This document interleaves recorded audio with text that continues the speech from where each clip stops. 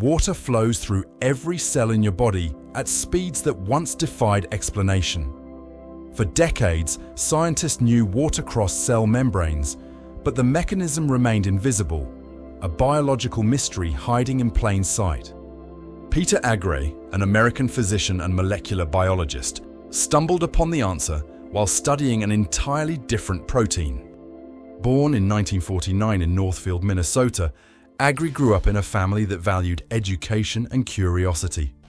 His father was a chemistry professor, and this early exposure to scientific thinking shaped his future path. During the late 1980s, Agre was investigating blood group antigens at Johns Hopkins University.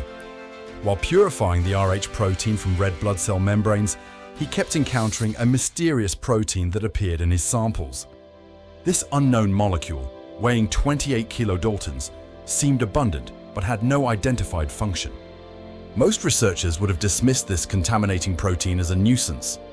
Agre chose curiosity over convenience.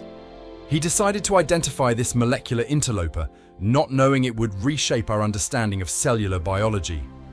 The protein turned out to be present in enormous quantities in red blood cells, with hundreds of thousands of copies per cell.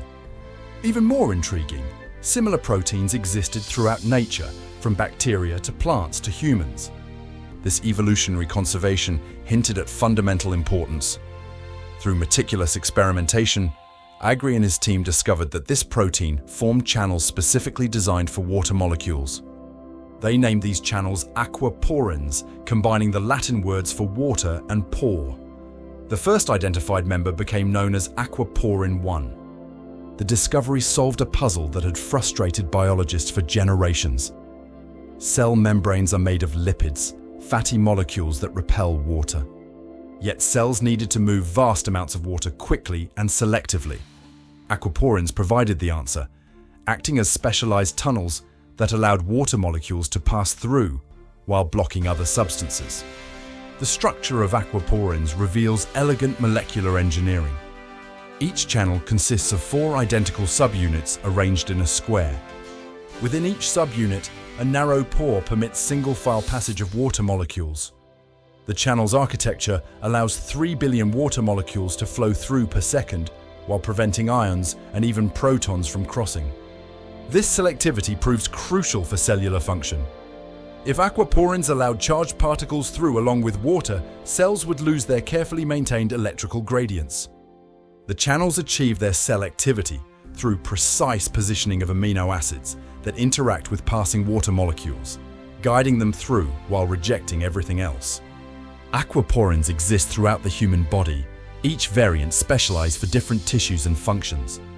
Aquaporin 2 regulates water reabsorption in the kidneys, controlling urine concentration.